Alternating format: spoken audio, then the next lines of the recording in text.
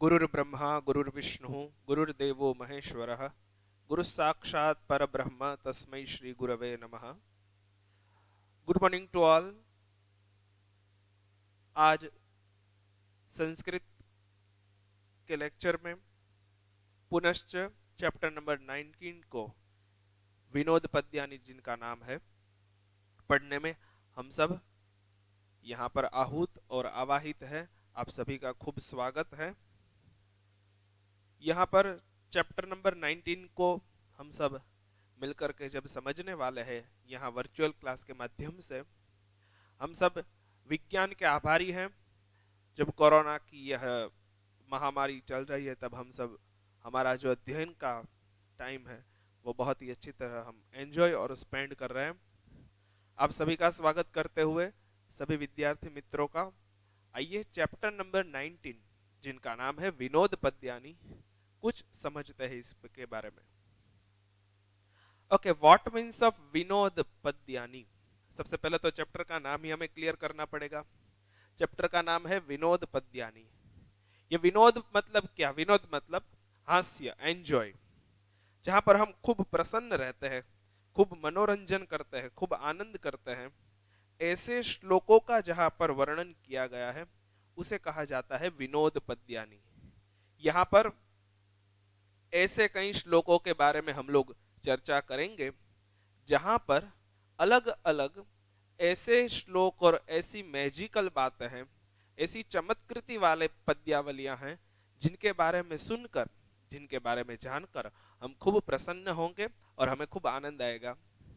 ऐसा ही 8 श्लोकों का पूरा एक समूह यहाँ पर दिया गया है और इनको कहा गया विनोद पद्यानी। विनोद पद्यानी में अलग अलग ऐसे श्लोक हैं जिनकी अलग अलग चमत्कृतियां हैं।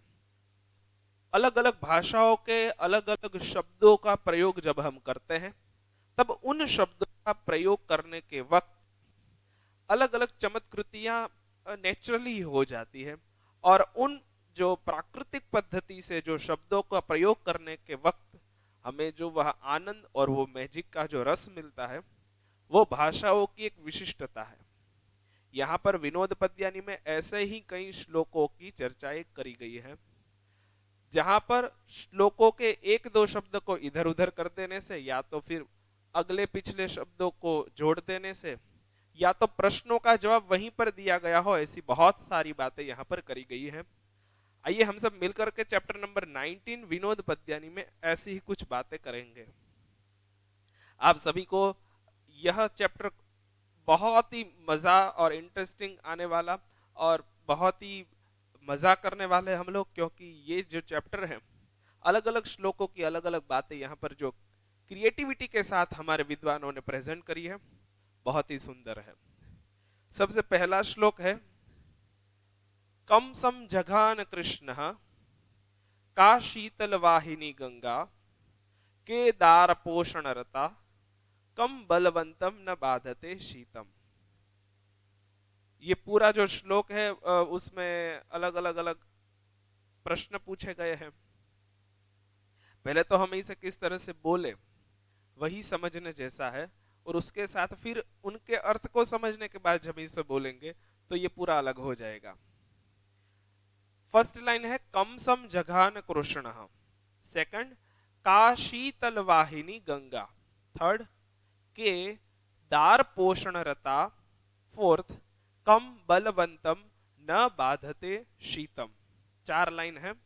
इस अनुष्टुप श्लोक कहते हैं। अनुष्टुप में 8 अक्षरों की 4 लाइन होती है। यहां पर हम लोग देखेंगे कि कम, सम, ज, घा, न, क्रू और ष्ण ये 8 अक्षर होते हैं। फिर उसके बाद जब हम देखेंगे तो उसमें भी 8, फिर 8, फिर 8, इस प्रकार 8 अक्षरों की एक लाइन कम सम ज घा न कृष्ण का, ये 8 लाइन।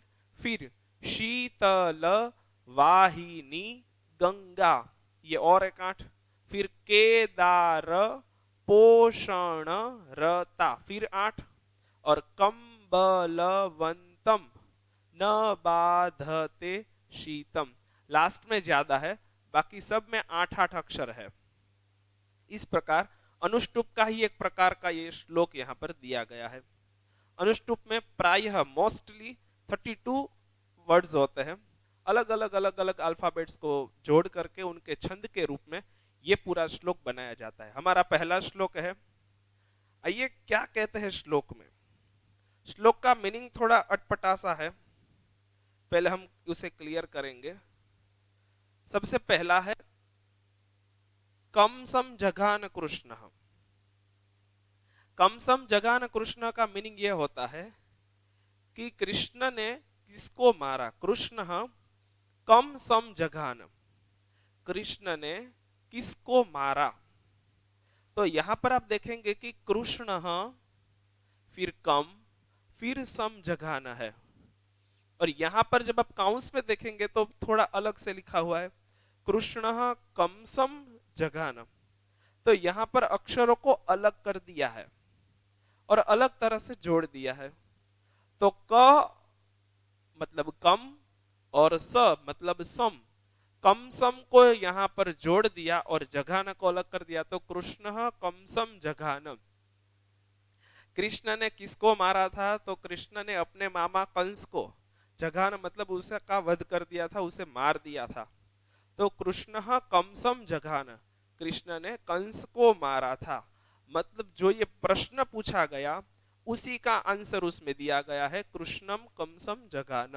ओके, उसके बाद है सेकंड का मतलब कौन है वो जिसने शीतल वाहिनी गंगा, कौन सी ऐसी गंगा है जो ठंडी और बहुत ही कोल्ड होकर के बहती है।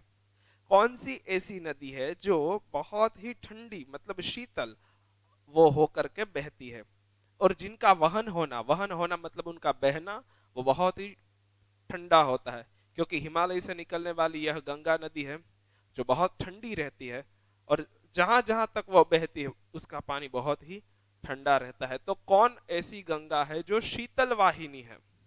तो जवाब उसी में है। यहां पर का है और यहां पर शी है, दोनों को जोड़ दिया तो एक शब्द बन गया काशी, और फिर उसे जोड़ करके पूरा एक शब्द बना दिया तो काशी तल वाहिनी गंगा। तो जो प्रश्न के रूप में का था उसे जोड़ दिया, तो का और शी दोनों को जोड़ देने से एक शब्द बन गया काशी। तो काशी तलवाहिनी, तो काशी तलवाहिनी ये शब्द बन गया। तो कौन ऐसी गंगा नदी, या तो कौन ऐसी नदी है जो ठंडी बहती है? तो यहां पर लिखा काशी तलवाहिनी गंगा। काशी में जो बहने वाली गंगा है वो बहुत ही ठंडी होती है, मतलब जो शीतलता का वहन करने वाली नदी है वो गंगा है। और वो कहां बहती है? तो यहां पर कहा गया काशी तलवाहिनी, वो काशी में बहती है। इस प्रकार यहां पर भी जो कम था उसका प्रयोग करके कम सम जगह कर दिया, यहां पर का जो था उसका भी काशी तलवाहिनी कर दिया।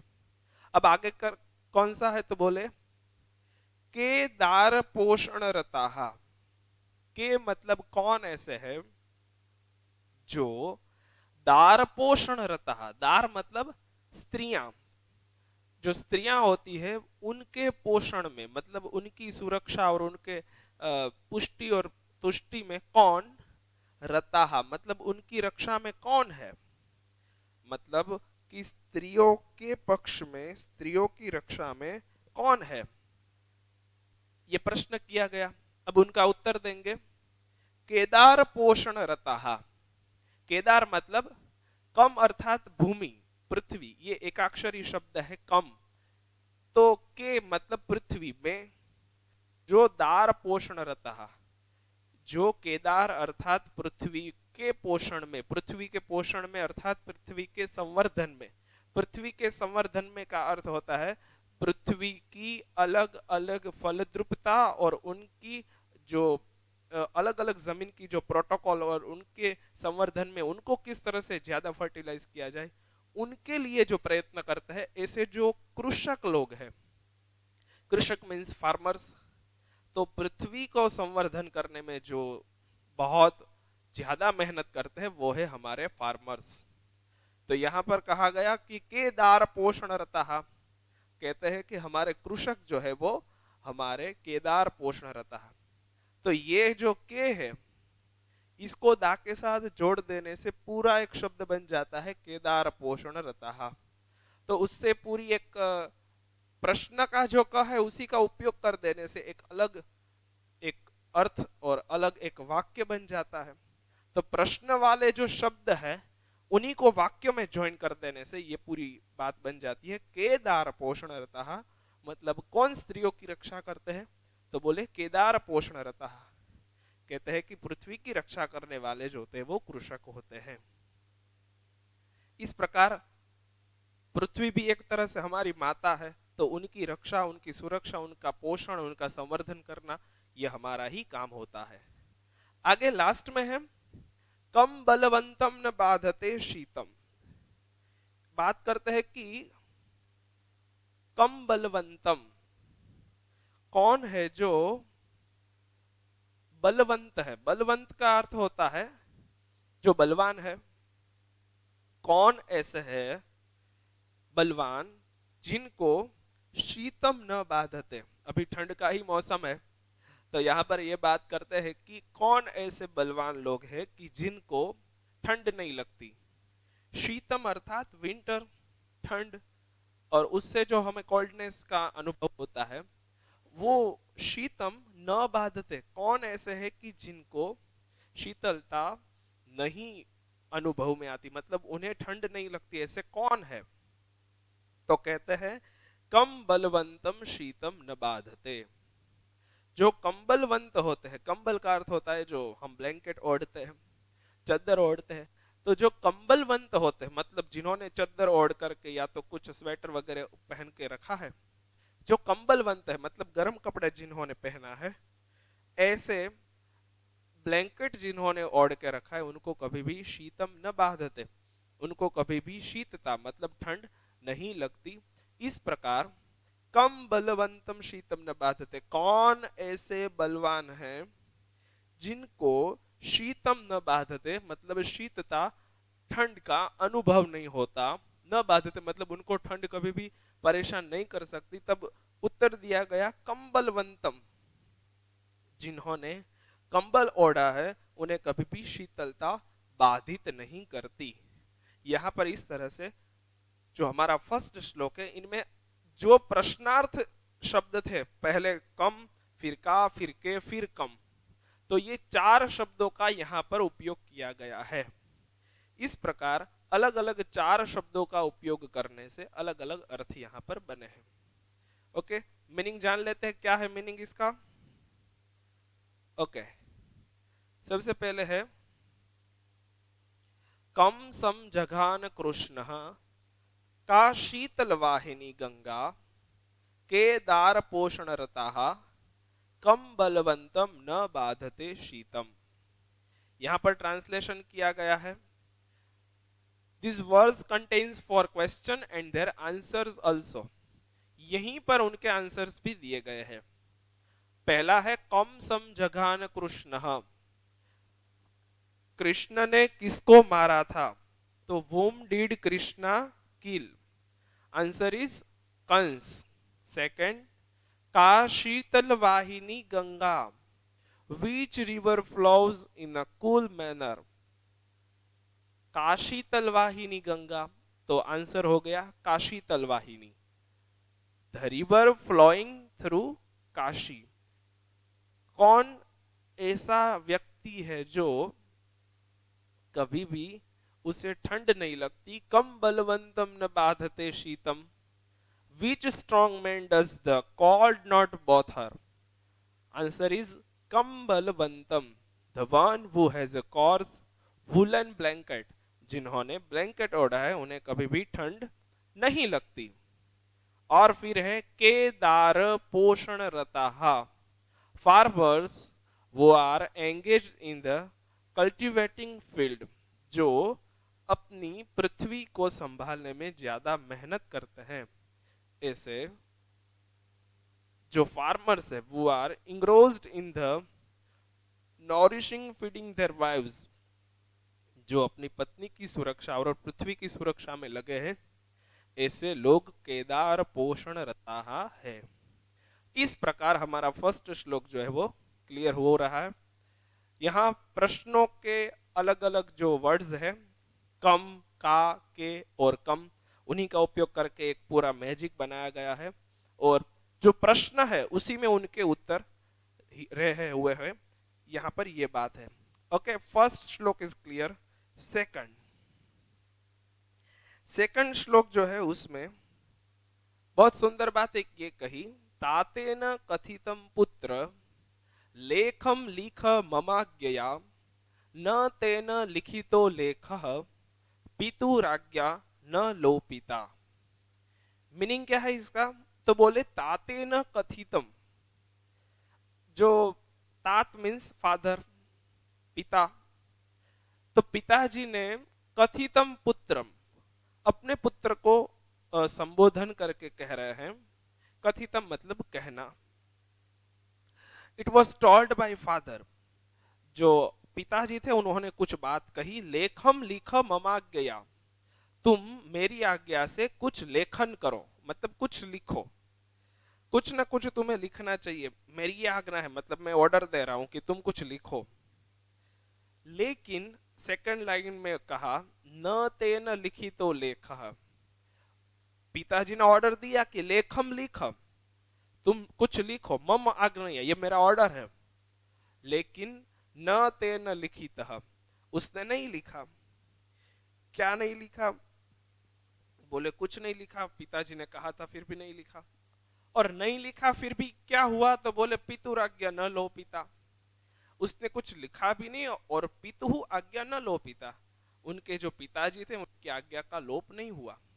तो ये अनुवाद है कि ताते न कथितम, पिताजी ने कहा हे पुत्र, मम आज्ञया, मेरी आज्ञा से लेखम लिख, तुम कुछ लिखो, लेकिन उसने न तेन लिखितः लेखः, उसने कुछ भी नहीं लिखा। तो यहां पर एक थोड़ा सा मैजिक है, जो ये न तेन है उससे ज्वाइंट कर दिया तो हो गया नतेन।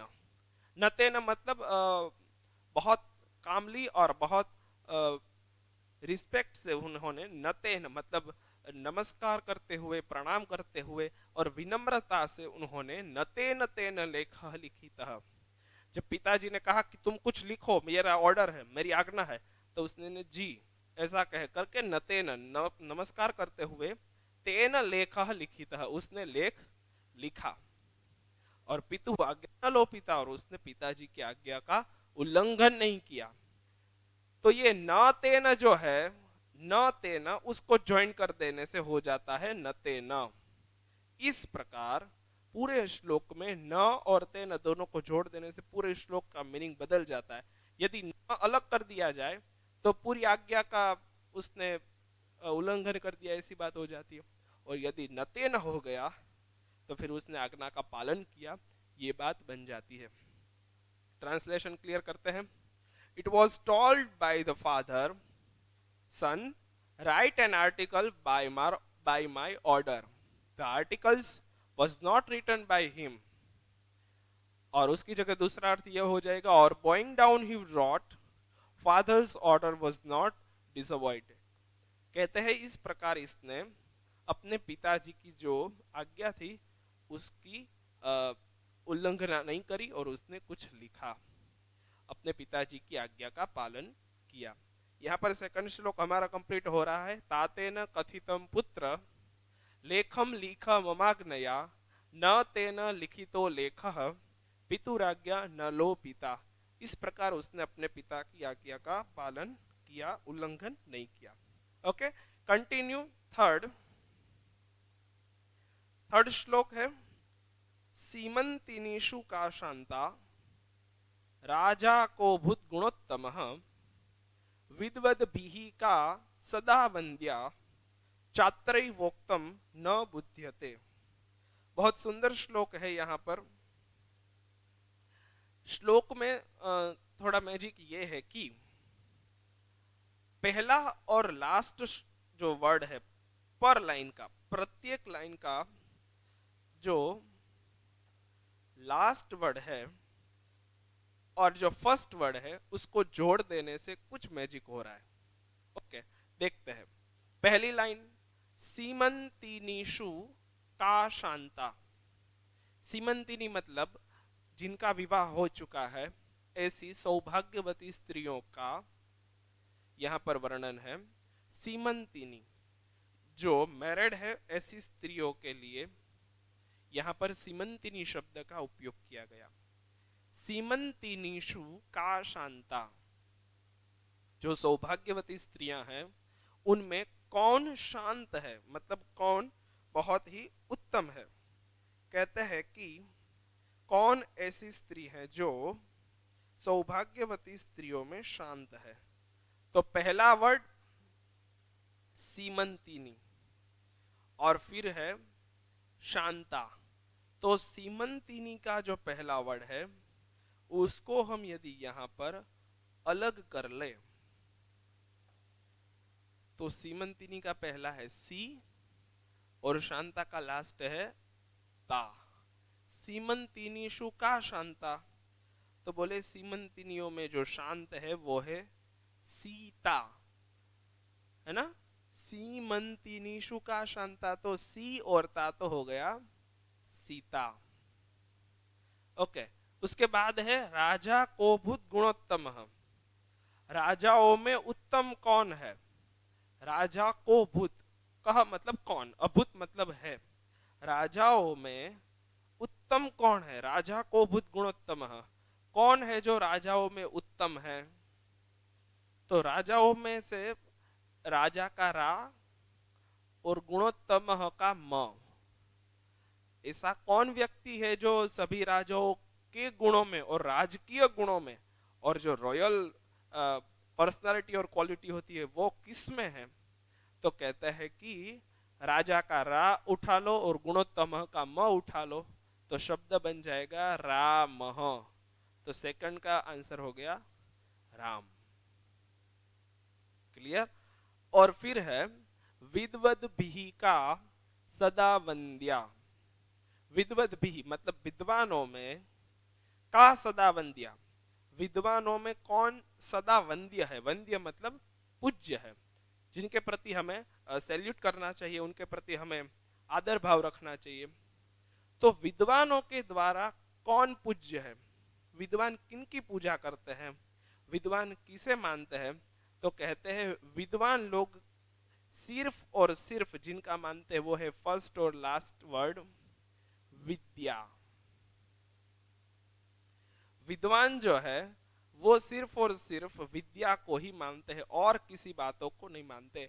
मतलब उन्हें सिर्फ विद्या के बारे में, और विद्या जो कुछ भी कहती है, विद्या जो विद्या मीन्स हमारे ग्रंथ, हमारे शास्त्र, हमारी बुक्स, हमारे विचार, जो हमें हमारे अनुभवी और हमारे ग्रंथों के जानकार लोगों के पास से हमें ये जानने को मिलता है, वही वास्तव में विद्या होती है। यहाँ पर इंफॉर्मेशन की बात नहीं है, यहाँ पर नॉलेज की बात है। Knowledge means Vidya, not only information. तो विद्वद भी ही का सदा वंद्या, विद्वानों के लिए क्या वंद्य पूज्य है, तो बोले विद्या जो है वो पूज्य है। लास्ट लाइन में कहते हैं कि अत्र एव उक्तम न बुध्यते, यहीं पर ये बात कही गई है। अत्रैव मतलब यहीं पर, उक्तम यहीं पर ये बात कही गई है, लेकिन न बुध्यते, लेकिन हम लोग जान नहीं पाते कि यहीं पर ये बात कही गई फिर भी क्या कहना चाहते हैं। तो कहते हैं कि यहीं पर ये बात कही गई लेकिन हमें ये बात पता नहीं चलती, लेकिन वास्तव में ये बात यहीं पर स्पष्ट करी गई है। इस प्रकार यहां पर कहते हैं कि अत्रैव उक्तम मतलब यहां पर जो बात कही गई वो हमें समझनी चाहिए। ओके, आगे उसका जो मीनिंग है वो हम क्लियर करेंगे। क्या कहते हैं, तो बोले वो is quite among the married ladies, कौन सभी श्रीमंतनियों में श्रेष्ठ है। वो is quite among the married ladies, सभी सीमंतिनियों में कौन श्रेष्ठ है या तो कौन शांत है, तो सीता। वो was the best king in respect of qualities, कौन सभी गुणों में श्रेष्ठ है, तो राम जो है वो सभी गुणों में श्रेष्ठ है। Who is always worthy to be saluted by the scholar? कौन ऐसे है जो अलग अलग विद्यावान लोगों के द्वारा पूजित है और जिनका आदर बड़े बड़े स्कॉलर्स फिलोसोफर्स करते हैं, तो वो है हमारी विद्या। All this is said here in this verse itself, but is it not understood? यहीं पर ये सारी बातें कही गई है, लेकिन सामान्यतया लोग उसे जान नहीं पाते। ये बात को यहां पर सिद्ध करी गई है। ओके, तो यहां पर अलग अलग शब्दों का उपयोग करते हुए वही बात कही गई। इस प्रकार थर्ड श्लोक क्लियर हो गया। आगे चलते हैं।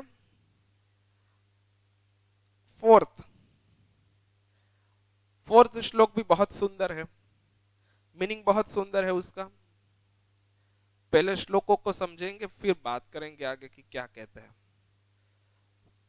व्रजंती पद्मानी कदा विकासम प्रियागते भर्तरी किम करोति रात्रौ च नित्यम विरहातुराका सूर्योदये रोदिति चक्रवाकी।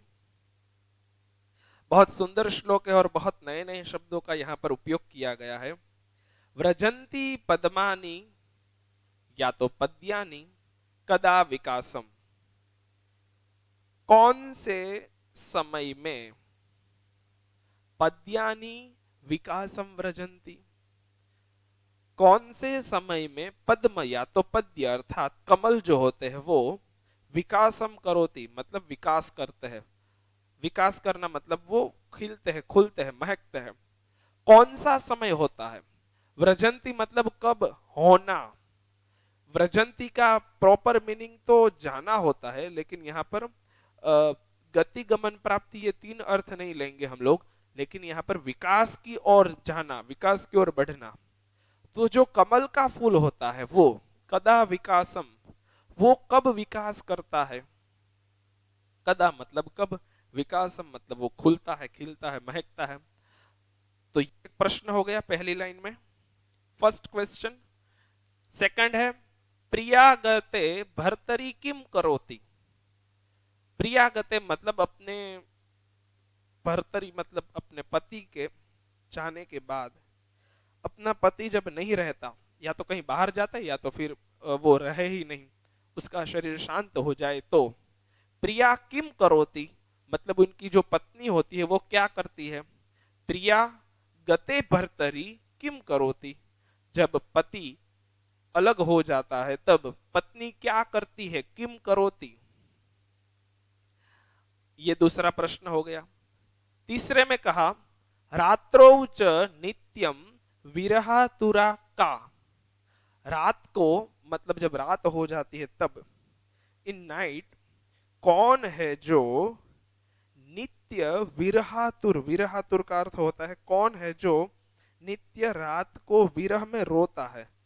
विरह का अर्थ होता है दुख में हम किसी से जब अलग हो जाते हैं, या तो दुख में हम किसी को याद करते हैं, उसे कहते हैं विरह।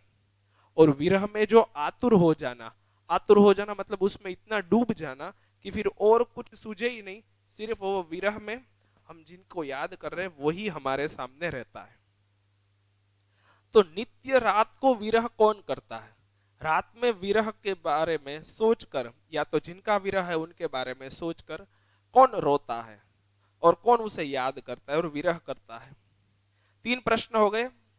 कमल कब विकसित होगा, दूसरा पति चला जाएगा तो प्रिया क्या करेगी, और नित्य रात्रि को कौन विरह आतुर होता है। तीन प्रश्न है, अब तीन आंसर्स। तो पहली तीन लाइन में तीन प्रश्न किए गए। पहला है पद्यानी कदा विकासम व्रजंती, उसका उत्तर यहां पर फोर्थ में पहला शब्द है सूर्योदय। जब सूर्योदय हो जाता है तब जो पुष्प होते हैं वो विकास करते हैं। तो पद्मानी विकासम व्रजंती सूर्योदय, यहां पर जो प्रश्नार्थ शब्द है वहां पर यदि हम ये शब्दों को लगा दें तो पूरा वाक्य बन जाएगा। मतलब पद्यानी कदा विकासम व्रजंती, ये प्रश्न हो गया। उत्तर बनाना है तो कदा मतलब व्हेन, तो यहां पर सूर्योदय लगा दो। पद्यानी सूर्योदय विकासम व्रजंती, जो कमल होते हैं वो सूर्योदय होने से विकसित हो जाते हैं।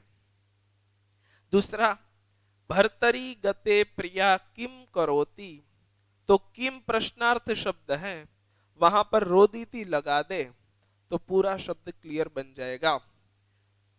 यहां पर दूसरा शब्द जो रोदीती है वही दूसरी लाइन का आंसर है। तो भर्तरी गते प्रिया किम करोति, भर्तरी गते प्रिया रोदीती, यही हो जाएगा। ये रोने की क्रिया है इसलिए करोति की जगह पर भी वही शब्द लग जाएगा। तो किम करोति मतलब रोदीती, वो रोती है। और फिर रात्रोच नित्यम का विरहा कुला भवती, रात्रि जब हो जाती है तब कौन है जो विरह से आतुर आकुल व्याकुल हो जाते हैं, तो बोले थर्ड वर्ड चक्रवाकी। चक्रवाकी का अर्थ होता है चकवी नाम का एक बर्ड होता है, और वो रात को रोने लगता है, वो आतुर और व्याकुल हो जाता है, और फिर वो अपने प्रिय को संभालता हुआ और उसे याद करता हुआ फिर वो पक्षी रात को रोता है। ये बहुत फेमस पक्षी है जो रात को बहुत आवाज करता है। इस प्रकार ये 3 प्रश्न हैं, फोर्थ लाइन में उसी के आंसर्स दिए गए हैं। ओके, अब उनका मीनिंग समझ लेते हैं, क्या कहना चाहते हैं। When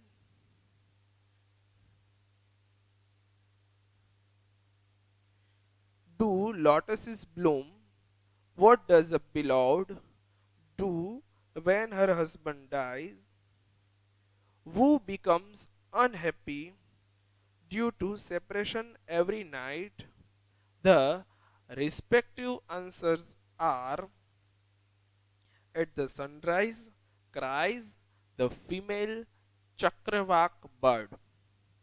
फर्स्ट लाइन जो थी व्रजंती पद्मानी कदा विकासम, when do lotuses bloom, प्रिया गते भर्तरी किम करोति, what does a beloved do when her husband dies, रात्रौच नित्यम विरहातुरा का, who becomes unhappy due to separation every night, and the respective 3 answers are: first, when do lotuses bloom, answer is at the sunrise. What does a beloved do when her husband dies, she cries. Who becomes unhappy due to separation every night, the female chakravak bird is answer। Okay, यहां पर हमारा श्लोक number 4 clear हो गया। Okay, आगे चलते हैं। उसके बाद में जो श्लोक है, श्लोक का बहुत सुंदर अर्थ है।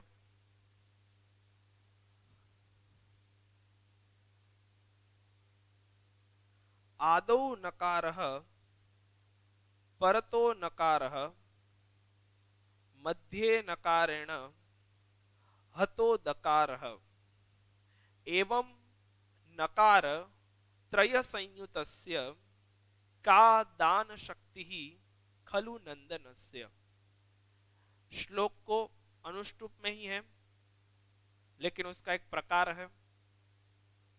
श्लोक में एक बहुत सुंदर बात यह कही कि आदौ नकारः परतौ नकारः, यहां पर आगे भी नकार है और पीछे भी नकार है, मतलब एक शब्द की बात कर रहे हैं हम। यहां पर क्लियर करते हैं कौन सी बात यहां पर हो रही है। ओके,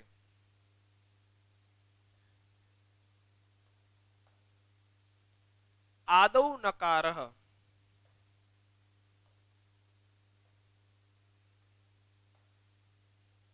आदौ नकारः मतलब एक नकार आगे करेंगे। फिर है परतो नकारः, परतो नकारः मतलब पीछे भी एक न है। आदौ नकारः परतो मतलब पीछे, एक नकार आगे है एक नकार पीछे है। तो फर्स्ट लाइन का है आदौ नकारः मतलब एक पूरा एक वर्ड हमें बनाना है, एक शब्द बनाना है, जिनके बारे में यहां पर एक थोड़ा डेफिनेशन दे रहे हैं कि ये किस प्रकार बनेगा शब्द। तो आदौ नकारः एक आगे न है, परतो मतलब पीछे भी एक न है, और मध्ये नकारेण हतो दकारः जो मिडल वाला न है उसने क्या किया है, तो बोले दकार को छेद दिया है, मतलब इस प्रकार आधा न है और वो द के साथ जुड़ा हुआ है, तो नंदन ये एक वर्ड बनता है। एवं नकारत्रय संयुतस्य, इस प्रकार तीन प्रकार के नकार से जुड़ा हुआ, मतलब ये तीन नकार जो है, एक आधा और दो पूरे नकार, ये एक, ये दो और ये तीन, मतलब नहीं नहीं नहीं, मतलब तीन बार जिसको बोला जाता है वो फिर फिक्स हो जाता है कि अब ये काम नहीं करना है, मतलब ये फिक्स, ये क्लियर, ये खत्म हो गया। तो यहां पर ये कहते हैं कि नकारत्रय संयुतस्य, जब तीन बार कोई एक शब्द को कह लिया जाए, फिर तो वो होता ही नहीं, कभी करता ही नहीं कोई व्यक्ति, लेकिन यहाँ पर का दान शक्ति ही खलु नंदनस्य, ये कौन सी ऐसी दान शक्ति है जो नंदन में आ गई, नंदन के अंदर ये है, मतलब दान शक्ति मतलब charity confidence, ability to give अवेइंग चैरिटी, मतलब किसी को भी कोई भी प्रकार का दान देना है, किसी भी मतलब कोई भी क्षेत्र में। और दान सिर्फ पैसों का नहीं होता, दान सिर्फ किसी वस्तु का नहीं होता, दान अनेक प्रकार के होते हैं। आप अपना नॉलेज दीजिए, या तो आप अपना समय किसी को दे सकते हैं, या तो आपके पास जो है और वो ज्यादा है और योग्य है और सामर्थ्यपूर्ण है, तो आप किसी को भी दे सकते हो। तो इस प्रकार जो तीन नकार से बना हुआ जो ये नाम है, ये नंदन में दान शक्ति ही खलु का, उसमें ये दान शक्ति कहां से आई, मतलब जो किसी को कुछ नहीं देते उनके पास ये कहां से आई, तो शब्द का नाम ही है नंदन। जिनके पास न न न वाले तीन शब्द है, वो व्यक्ति किसी को दान क्या दे सकता है। इस प्रकार पूरे शब्द का यहाँ पर मीनिंग भी कहा गया है। कहते हैं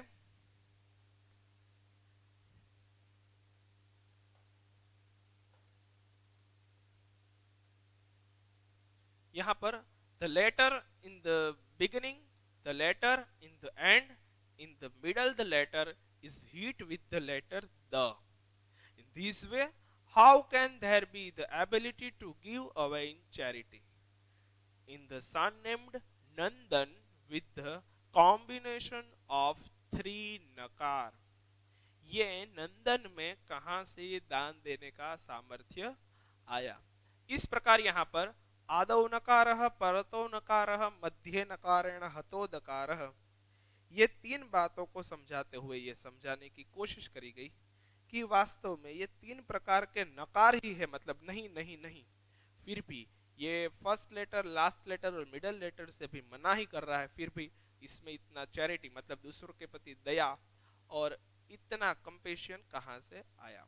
ओके, तो ये यहाँ पर नंदन में दान शक्ति कहां से आई उसके बारे में चर्चा कर रहे हैं। आगे और एक जो श्लोक है जिसमें कहते हैं कि एकोनविंशतिः स्त्रीणां स्नानार्थं सरयुं गताः विंशतिः पुनरायाताः एको व्याघ्रेण भक्षितः। श्लोक बहुत सुंदर है। पहले तो श्लोक में जो मैजिक है उसी को देखते हैं, फिर मीनिंग देखेंगे। क्या कहते हैं कि एकोना विंशतिः स्त्रीणाम, एक स्त्री है और उसके साथ ना विंशति, एको ना और विंशति स्त्रीणाम, एक और ना विंशति। यहां पर जो मैजिक हो रहा है वो पहले देखो। शब्द को अर्थ के साथ समझेंगे तो थोड़ा डिफिकल्ट होगा, लेकिन यहाँ पर जो संस्कृत का मैजिक है वो पहले हम क्लियर करेंगे।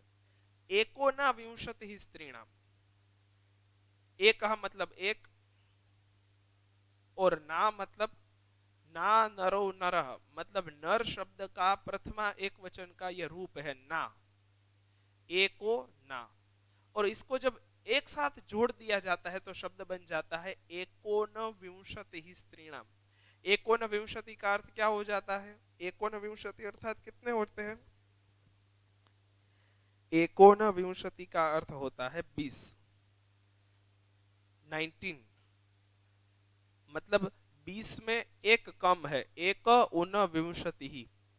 तो कुल कितने लोग थे? तो बोले 19 लोग, 19 स्त्रियां थी जो स्नानार्थम सरयुम गताहा। ये एक अर्थ हो गया।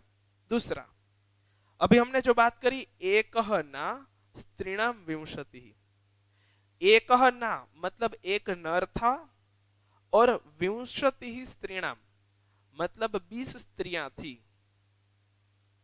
ये कहा गए थे? तो बोले स्नानार्थम सरयुम गता। तो पहले एक लाइन का अर्थ लेंगे फिर समझेंगे कि क्या कहना चाहते हैं।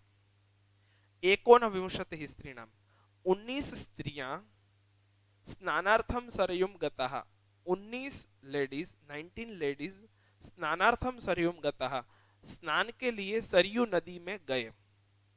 सरयू नदी में गए, फिर क्या हुआ? तो बोले विंशति ही पुनः आया था। विंशति मतलब 20, 20 स्त्रियां वापस आई मतलब पुनश्च आ गई अपने घर पे। और व्याघ्रेण एक ना भक्षित, और जो व्याघ्र था, व्याघ्र मतलब जो वहां जंगली प्राणी रहते हैं, टाइगर वगैरह, उन्होंने एक ना भक्षित, उसने एक पुरुष का भक्षण किया। तो 20 स्त्रियां गई थी और वो वहां स्नान के लिए गई थी। 19 स्त्रियां गई, 20 वापस आई, और उसमें भी एक को खा लिया बाघ ने, टाइगर ने। तो ये कभी हो सकता है क्या कि 19 जाए 20 वापस आए फिर भी एक को तो टाइगर खा रहा है? तो ये क्या है?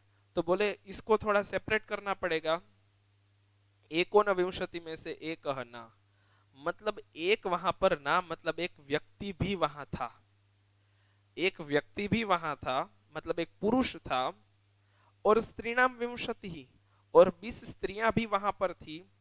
तो जो वहां पर स्नान के लिए स्त्रियां गई थी वो कितनी थी? तो बोले विंशति। जो 20 गई थी वही विंशति ही पुनः आया था मतलब वो 20 वापस भी आ गई। और जो एक ना था वही भक्षित व्याघ्रेण, जो एक पुरुष था उसी को बाघ ने खा लिया। तो एक पुरुष और 20 स्त्रियां जब स्नान के लिए गए तो 20 स्त्रियां वापस आई, एक को बाघ ने खा लिया। अब बात ये करते हैं, जब एकोनविंशति ही लिखा जाता है तो 19 स्त्रियां लगती है, लेकिन जब उसे अलग अलग कर दिया जाता है तो एक पुरुष और 20 स्त्रियां। फिर थर्ड लाइन से जो है वो पूरा क्लियर होता है कि विंशति ही पुनः आया था, 20 वापस आ गई, और एको व्याघ्रण भक्षित, जो एक थी उसे वाघ ने खा लिया। इस प्रकार पूरे श्लोक का मीनिंग ये होता है कि कुल मिलाकर 19 स्त्रियां गई थी, 20 वापस आई, और एक को कोई व्याघ्र ने खा लिया। ये बात मगज में नहीं बैठती। फिर पूरे शब्द को सेपरेट करते हैं। तो एक ना मतलब एक पुरुष था और 20 स्त्रियां थी, जिसमें से एक पुरुष को खा लिया गया और जो स्त्रियां थी वो बच करके वापस आ गई। एको व्याघ्रेण भक्षित, एक को बाघ ने खा लिया था तो वो तो पुरुष था, तो जो 20 बची हुई थी वो वापस आ गई। इस प्रकार यहाँ पर पूरा मीनिंग कहा गया। ओके, जो श्लोक का अर्थ है वो समझ लेंगे। 19 women went to the river for taking a bath. एकोना विंशतिः स्त्रीणाम means 19 women went to the river for taking a bath. स्नानार्थम सरयुम गतः। 20 came back again. विंशतिः पुनरायातः, 20 वापस आ गई, लेकिन एको व्याघ्रेण भक्षितः। यहाँ पर जो एको शब्द है, ये एको शब्द जो है वो पुरलिंग के लिए यूज किया गया है। स्त्रीलिंग के लिए होता तो एका होता। यहाँ पर एक है मतलब यहाँ से एक लिंक खुलती है कि ये एको जो है वो ऊपर वाला एको मतलब ये पुरलिंग कोई है यहाँ पर जिसको बाघ ने खा लिया। तो एको न विंशति ही जो है उसी का एको नीचे लिया गया। तो एको व्याघ्रेण भक्षितः, one man was eaten by the tiger, एक को बाघ ने खा लिया। Okay, clear. नेक्स्ट चलते हैं। उसके बाद श्लोक जो है, तूरोहम प्रथमम हित्वा चरोस्मि मध्यमम विना आद्य मध्यांति मेर युक्तः को भवामि वदन्तु भोः। बहुत सुंदर श्लोक है। तुरोहम प्रथमम हित्वा। तुरोहम का अर्थ क्या होगा? तुर, ये एक शब्द है। अहम, अहम तुरह, मैं तुर हूं। अब इसको पहले तो हमें क्लियर करना होगा कि ये कहना क्या चाहते हैं। ओके, क्या कहते हैं? तुरोहम प्रथमम हित्वा, मैं तुर हूं।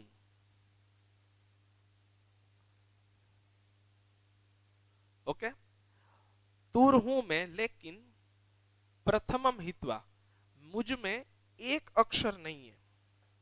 मतलब मैं तूर तो हूं लेकिन मुझ में एक अक्षर नहीं है। मतलब यहां पर जो ये तूर शब्द है उसमें आगे एक खाली जगह है। ओके, तूर, तूरोहम। ये तूर शब्द जो है वो पुरलिंग है, इसीलिए तूरह अहम, तो यहां पर हम विसर्ग लिखेंगे तूरोहम। तूरोहम प्रथमम हित्वा, यहां पर एक अक्षर नहीं है, वो प्रथम अक्षर नहीं है जिसको छोड़ा गया है, वहां पर ब्लैंक है। फिर कहते हैं चरोस्मि मध्यमम विना, यदि मुझ में मध्य अक्षर को निकाल दिया जाए तो सिर्फ बचेगा चरह। तो मतलब मध्य वाला निकाल दिया तो लास्ट में तो र है और यहां पर र भी है, तो यहां पर लग जाएगा च। कहते हैं कि यदि मध्य अक्षर नहीं हो तो सिर्फ बचता है च और र, तो बीच में ब्लैंक रहता है। ठीक है। और आद्य मध्यांति में युक्त, अब ये कहो आप कि आदि मतलब ये पहला, और मध्यांति में मतलब मध्य, और अंतिम मतलब ये र वाले जो दो है वो है अंतिम।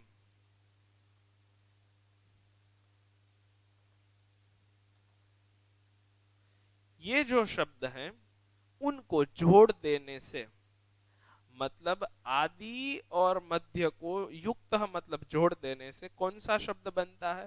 को भवामी, मेरा नाम क्या है? तो बोले तुरोहम।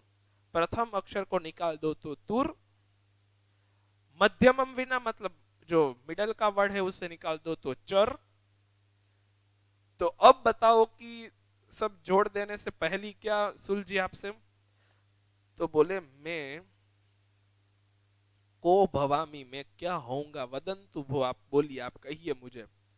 तो यहां पर वो भी कहा प्रथमम हित्वा तुरह, मध्यमम विना चरह, आदि मध्यंति में युक्त अहम क भवामी इति भोह वदंतु।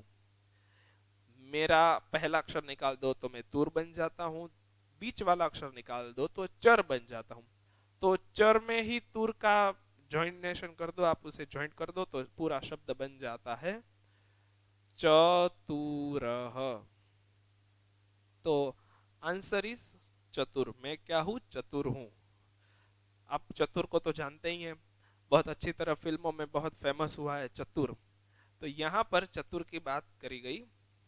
ओके, तो यहाँ पर पूरा जो श्लोक है उसका मीनिंग यही होता है कि मेरा पहला अक्षर यदि निकाल दिया जाए तो मैं बन जाता हूं चतुर। ओके, अब पूरा मीनिंग समझ लेते हैं। क्या होता है मीनिंग? मीनिंग होता है कि leaving the first letter I M and without the middle letter I am.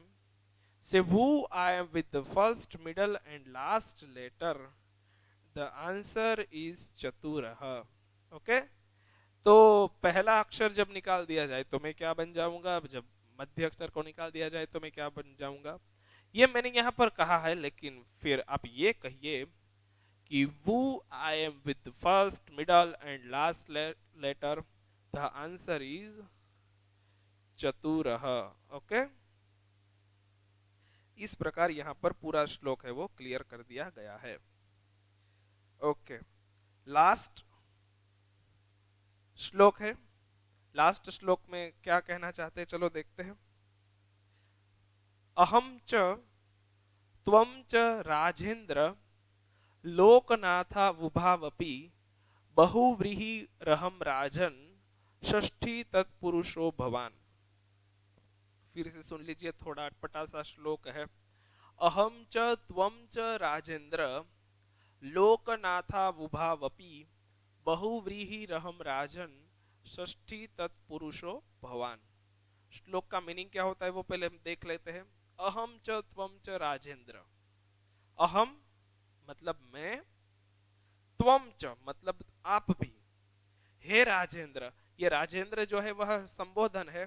जो 7 केसेस वाला हम टेबल करते थे तो उसमें लास्ट में संबोधन आता था, तो यहाँ पर राजेंद्र जो है वह संबोधन है। थोड़ा समझना पड़ेगा कि यहाँ पर क्या कहना चाहते हैं। सबसे पहले कहा कि अहम मतलब मैं, और आप हे राजेंद्र मतलब हे राजा, हे किंग, आप और मैं हम दोनों एक ही है। क्या है? लोकनाथौ उभौ अपि, हम दोनों लोकनाथ है। लोकनाथ मतलब शब्द एक ही है लेकिन मीनिंग अलग अलग है। तो लोकनाथ किस तरह से हुआ, ये लोकनाथ शब्द के पीछे वो क्या कहना चाहते हैं? तो कहते हैं कि बहुव्रीहि ही अहम राजन, मैं बहुव्रीहि हूं, और षष्ठी तत्पुरुषो भवान, और आप षष्ठी तत्पुरुष हो। और अब आप कहेंगे कि सर आप तो बोल रहे हो कि बहुव्रीहि और षष्ठी तत्पुरुष, हमें तो ये कुछ पता ही नहीं है कि ये क्या है। ये षष्ठी तत्पुरुष और बहुव्रीहि मतलब ये कहां से आ गया?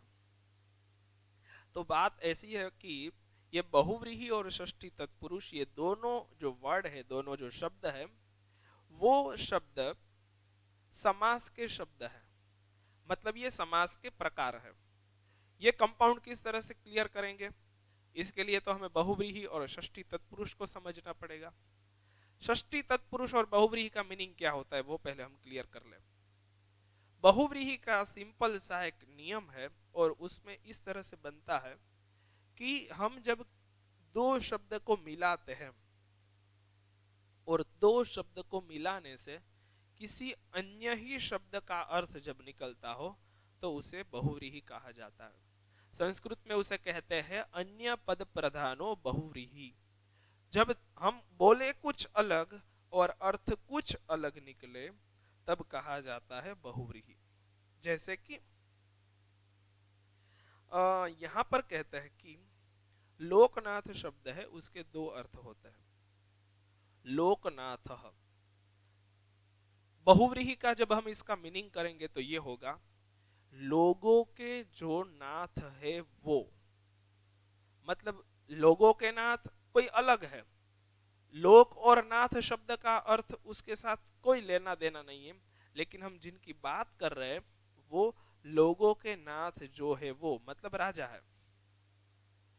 या तो फिर लोगों के नाथ मतलब लोगों की रक्षा सुरक्षा और उनके साथ रहने में जो होशियार है, उनमें जो क्लेवर है, उनमें जो स्मार्ट है, और उनमें जो एक्सपर्ट रहते हैं, उनमें जो उत्साहित रहते हैं, वो होते हैं लोकनाथ।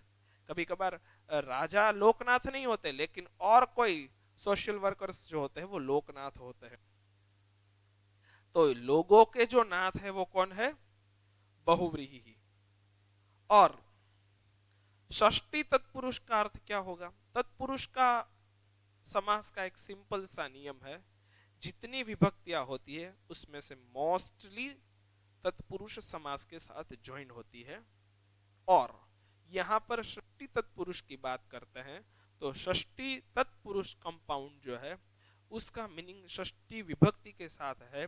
तो षष्ठी विभक्ति जो है उसका अर्थ होता है उसका, मतलब लोगों के नाथ।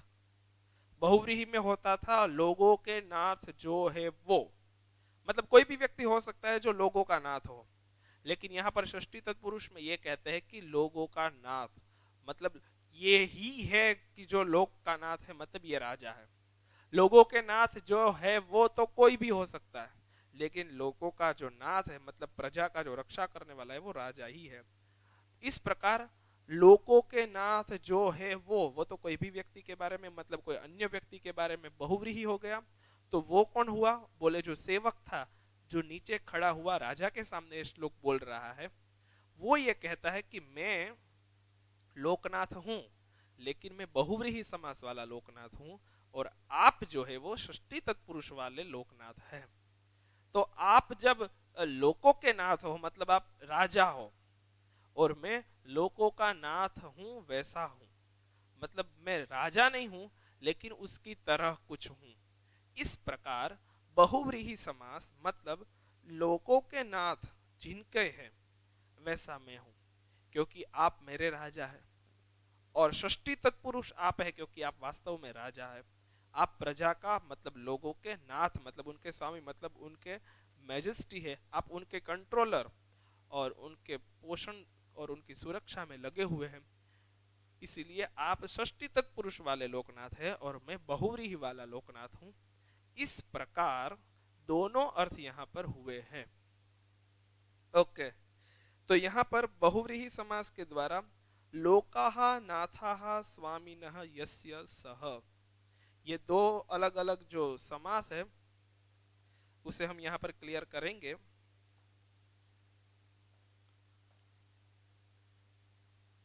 जब बहुव्रीहि की बात आती है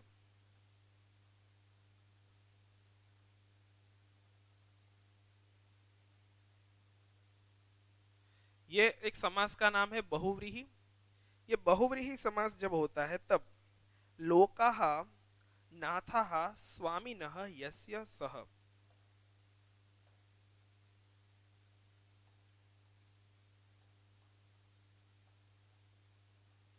लोकाः नाथाः स्वामिनः यस्य सः, ये वाला समास सेवक का है।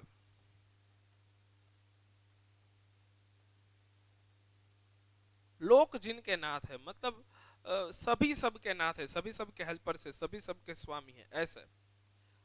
और जो हमारे राजा के लिए जो यूज किया गया वो है षष्ठी तत्पुरुष।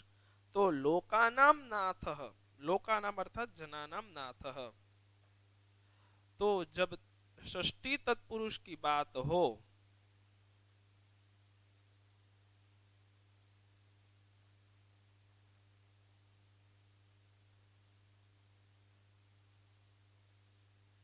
तब कौन सा वर्ड होगा? तो बोले लोकानाम नाथः।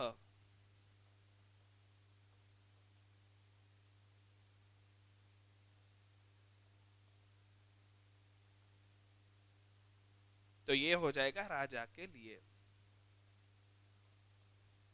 इस प्रकार दो अलग अलग समास के उपयोग से अलग अलग दो अर्थ हो जाते हैं। तो जब कोई सेवक राजा के सामने देख करके बोलता है कि आप भी लोकनाथ है, मैं भी लोकनाथ हूं, लेकिन आप जो स्वामी है वो तो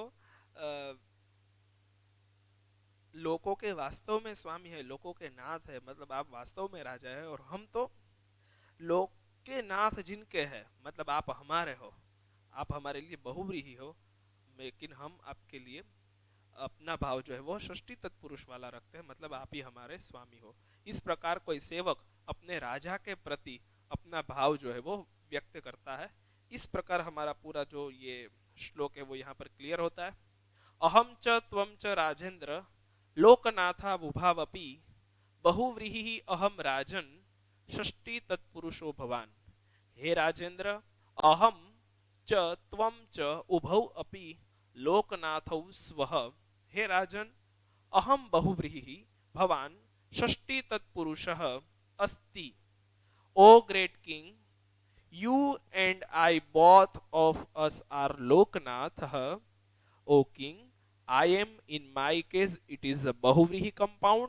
Your majesty is in your case it is a Shashti Tatpuruष compound. इस प्रकार यहाँ पर हमारा पूरा 8 श्लोकों वाला जो ये चैप्टर है वो यहाँ पर क्लियर हुआ।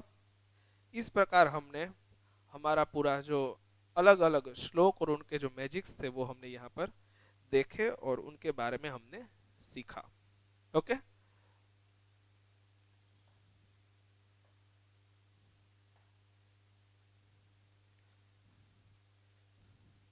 ओके। आज आपका जो होमवर्क है वो आप यहाँ पर देख सकते हैं, और आपको ये पूरा होमवर्क क्लियर करना है। आपका होमवर्क है कि आपने आज जो ये 19 चैप्टर को क्लियर किया है, पढ़ा है आपने, वो पूरा 19 चैप्टर आप अपनी फेयर बुक में कंप्लीट करेंगे। पूरी एक्सरसाइज जो है वो आपको लिखनी है, और आपकी फेयर बुक जो जो हम पढ़ रहे हैं, जो जो भी हम सीख रहे हैं, उसी के साथ आप मेरे साथ ही चलेंगे, वो मुझे ऐसा लगता है कि आपकी फेयर बुक भी कंप्लीट होती ही जाती होगी। लेकिन जो जो भी चैप्टर्स हम लोग क्लियर करते जा रहे हैं, उसके डाउट, उनके क्वेश्चंस और उनकी एक्सरसाइज के बारे में आप थोड़े अलर्ट रहेंगे, और थोड़ा उसी के साथ साथ उनको कंप्लीट करते जाएंगे, तो आपको उस चैप्टर के बारे में ज़्यादा अभी प्रैक्टिकल ही सब कुछ समझ में आ जाएगा। इस प्रकार हमारा यहाँ पर 19 चैप्टर जो है वो क्लियर है। ओके, आप इसका स्क्रीनशॉट ले लीजिए ताकि आप कंप्लीट कर सके।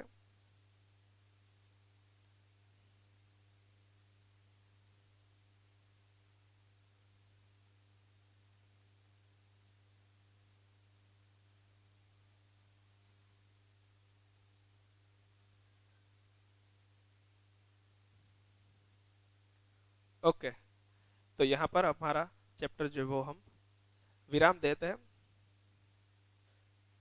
Okay, thank you.